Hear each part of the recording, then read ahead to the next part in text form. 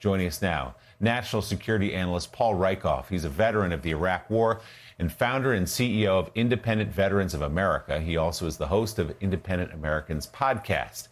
MS Now senior national security reporter David Rode is back with us as well. So, Paul, you served nobly alongside a lot of people in Iraq who America promised, like these interpreters and special operations guys in Afghanistan, made sort of a deal with them.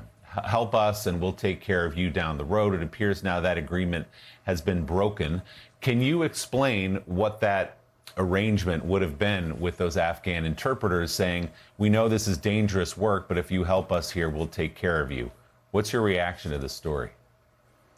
If you're not angry and outraged, you're not paying attention. This is a very deep, shameful, disgusting betrayal of our allies. Folks who stood up alongside of us in combat, put their lives and their families on the line, helped our troops when we needed their help in combat year after year, at great risk to themselves and their families. And the Trump administration is completely hanging them out to dry. And even worse, this is a death sentence. For the women and children especially, I think there are 400 children in this group. To send them back to Congo would be send them to Congo would be a death sentence. To send them back to Afghanistan would also be a death sentence. It's a deep betrayal, and I've called, the way we've handled Afghanistan America's great betrayal of Afghanistan. It's been perpetuated by multiple administrations, but this one is very deep. It's outrageous. Trump's doing something really special. He's unifying the country against him in new ways, and this is one that cuts across all partisan lines. You hear from the rightist Republicans, the leftist Democrats, and lots of independent veterans in the middle who are universally united and outraged. And we're trying to underscore another point here. Yep. If you ask people to stand up with American troops in the future, they won't do it because of this. And think about a recent scenario. Think about when our pilots got shot down. Right? We asked Iranians to help them. The president's asking Iranians to step up now. They see this, and they understand that America will not stand by you if you risk your life for them. It's deeply, deeply damaging, and it's making us less safe by the day. Betrayal is the right word, Paul, and you're right to underscore. There have been so many instances since President Trump took office again where the rest of the world clearly lost faith in us, cannot take us at our word. And this is yet the latest example of that. Can you just underscore, someone who did fight in the Middle East, can you underscore just the risks these Afghans took then? You just eloquently said the risks they face now, but just what they did for American troops in combat. So I was in Iraq, right? I wasn't in Afghanistan. Two of my Iraqi interpreters now live in America, one in Connecticut, one in Nashville, Tennessee. They went on patrol with me every single day. They stood alongside me and my platoon when we kicked in doors, when we went on checkpoints, when we got shot at. They translated for us. They helped us understand the local culture.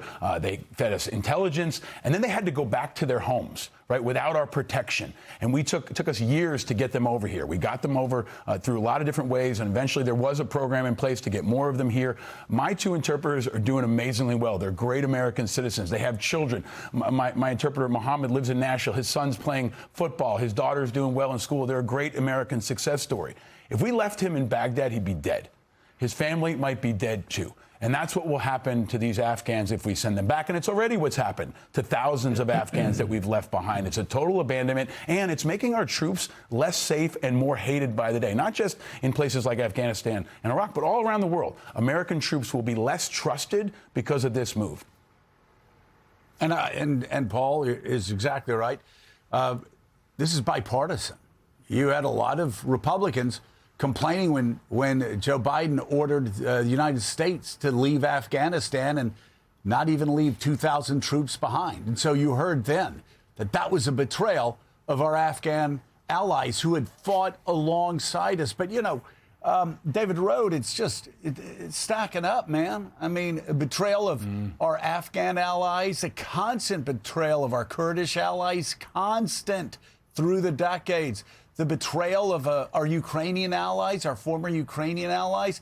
This has long-lasting effects on our troops, whether they're in Iran, whether they're in other places. People will stop helping American troops if they see that America will never have their back. And you're important to this story this morning for two reasons. One, because you have confirmed this reporting. And number two, because you were held hostage by the Taliban personally, and you understand the dangers that lay ahead for these Afghan warriors if they and their families, their children, are forced to go back to Afghanistan. Look, I was kidnapped with 2 Afghans, and the Afghan journalist saved my life, helped me escape. The Afghan driver was able to come home later. They both live in the United States, just like Paul's 2 translators. They're both thriving. One of their daughters is going to medical school. If she was forced to go back to Afghanistan, she couldn't go to school. And I just want to cite a couple numbers in terms of the sacrifices made in Afghanistan.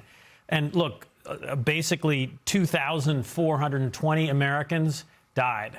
God bless them and their families for their incredible sacrifice.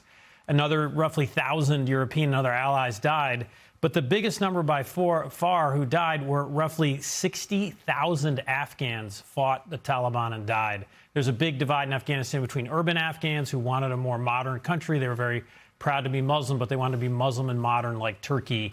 And then the Taliban very, very strong in the countryside.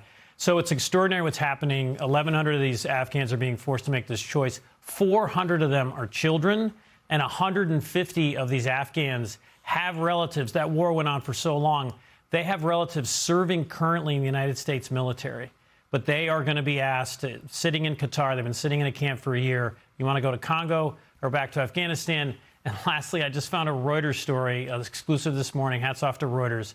President Trump is considering expanding the number of white South Africans that will be allowed in the United States from 7,500 to 17,500 at the same time. So if you are a Muslim and an Afghan and you risk your life fighting alongside of us, you don't get to come here.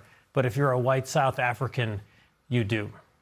Yeah, I mean, Paul, it is just, it can't be underscored enough what a betrayal this is. We want to talk to you about one other thing while you're here. You had flagged for us an independent Senate candidate in Montana. The New York Times has written about this. The Atlantic has done some good reporting about this.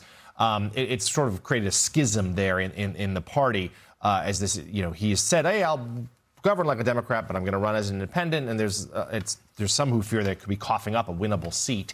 But give us your thoughts as to this candidacy, but also just this. We're seeing increased trends. We saw some Democrats be very successful last year. I'm thinking of, the governors of New Jersey and Virginia, veterans, or those who worked in various branches of government, military services, running for office. Let's talk about the opposite of the last story. This is a story about hope, about leadership, about the core values of America. There's a new generation of people who want to run for office, independent veterans, folks who are not Democrats, who are not Republicans, who want to meet this moment and who want to try to serve and continue to serve. Seth Bodner is running in Montana. He's a Green Beret. He's a Rhodes Scholar. He's a very successful guy, and he has a real chance to win a seat that the Democrats can't win. And that's a really important point here. Independents can win where Democrats and Republicans can't. They can bring people together. Independents are 45% of this country. Democrats are only 27%. Republicans are only 27%. And 60% of young people are independents. Independents are the future. And independent veterans are meeting that moment. We've got, I think, over half a dozen now that are running for Senate. With Independent Veterans America, we're recruiting them. And we want to run 100 all the way down to city council and school boards, because we think that these are the leaders who meet the moment, who are ready to step up. They're not serving a party or a billionaire. They're ready to serve their country and to continue to serve. They need fuel. They need help. But in Montana, for example, the independent's not the spoiler. The Democrat is. And the Republicans are spoilers in many other places. Republicans and Democrats had their chance to save our country, and they failed. Independents are ready to answer the call, and Seth Bodner is a good example. And those kind of candidates are exactly what many voters are looking for at a time when they're disgusted with both parties. Host of the Independent Americans podcast, Iraq War veteran, and great advocate for our veterans, Paul Rieckhoff. Paul, thanks so much as always. Good to see you. Still ahead.